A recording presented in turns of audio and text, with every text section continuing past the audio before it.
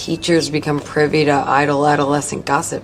I was not privy to that thought process. I've been privy to every conversation. Yes, I was privy to that information already. The phrase privy to means having access to secret, private, or exclusive information. It's often used when someone is informed about something that others may not know.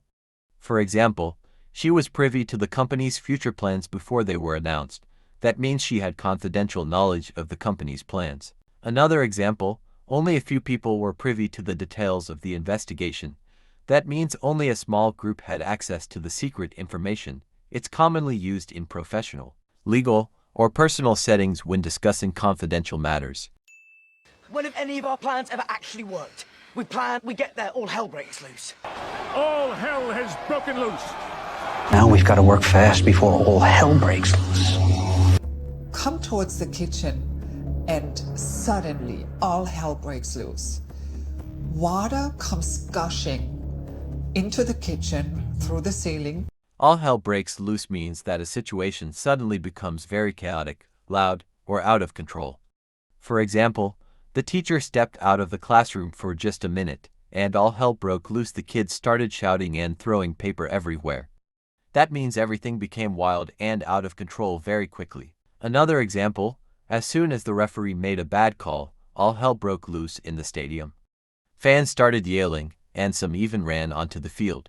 That means the situation became crazy and people reacted in a big way. Sometimes, things seemed calm, but in just a second, everything can turn upside down.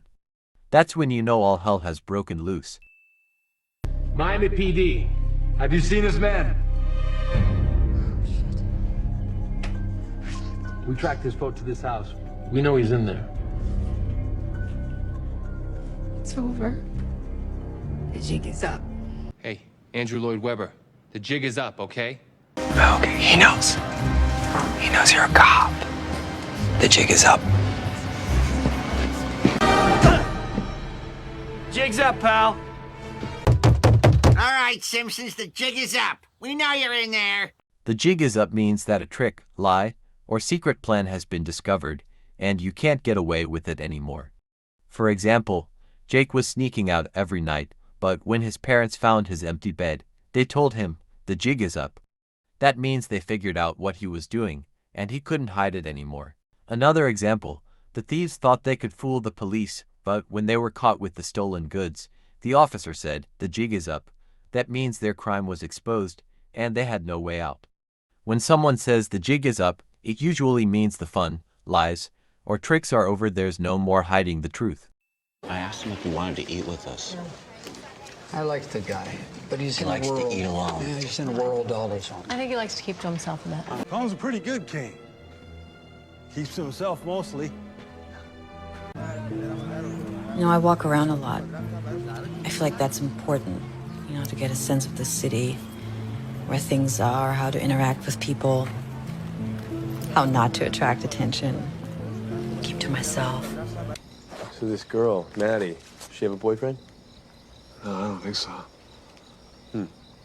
Got family nearby? Anybody else that could have possibly have access to the house? No, she pretty much keeps to herself. Keep to oneself means to avoid sharing personal thoughts, feelings, or spending much time with others. For example, Emma just moved to a new city and doesn't know anyone yet. She mostly keeps to herself at work. That means she doesn't talk much or try to make friends with her coworkers. Another example, after the argument, Mike kept to himself all weekend, staying in his room and avoiding everyone. That means he stayed alone and didn't interact with others. Some people naturally keep to themselves, while others do it when they're upset or just need some space. It's not always a bad thing, it just means they prefer to be alone. I want to show you all the ins and outs in the hopes that one day you'll take over the business for yourself. You don't know the ins and outs of our relationship. You don't know the ins and outs of this place, okay? You know, I've been mentoring some kids, teach them football, the ins and outs of the game, how to play it right. The ins and outs means all the details about how something works or happens. For example, Sarah just started her new job, so she's still learning the ins and outs of the company. That means she's figuring out all the details about how things work at her job. Another example, before buying a house, You should understand the ins and outs of the process to avoid surprises. That means you should learn all the important details about buying a house. Knowing the ins and outs of something helps you handle it better, whether it's a new job, a complicated process, or even a video game. You and Arthur hired Helen. Yes, she's following Henry to Geneva. She's going to Geneva. We thought she might be able to shed some light on Henry's finances. We may have recently acquired a new client that could help shed some light on this investigation. Today, I've been given an opportunity to shed light on recent occurrences from the attack that ended in this office. While we understand and respect the competitive nature of your industry and the requirement for trade secrets, could you shed a little light on what you're working on? Shed light on something means to explain or clarify something that was unclear or confusing. For example, the detective found new evidence that shed light on the mystery. That means the new evidence helped explain or solve the mystery. Another example, the teacher shed light on the difficult topic, making it easier for students to understand. That means the teacher explained the topic clearly so students could understand it better. When someone sheds light on something, they help others see the full picture, making things less confusing and easier to understand. A leader must show the people they have ice in their veins. But you have always had ice in your veins. His whole family have ice in their veins. The faith you guys have in him, how would you best describe it? Ice in his veins. Ice in one's veins means staying very calm and not showing fear, even in stressful or high-pressure situations. For example, the basketball player had ice in his veins when he made the game-winning shot with no time left. That means he stayed calm under pressure and didn't let nerves affect him. Another example, even during the intense debate, she had ice in her veins and never lost her cool. That means she remained calm and didn't let emotions take over. Having ice in your veins means you don't panic, even when the stakes are high. It's often used for athletes, leaders, or anyone who handles pressure like a pro.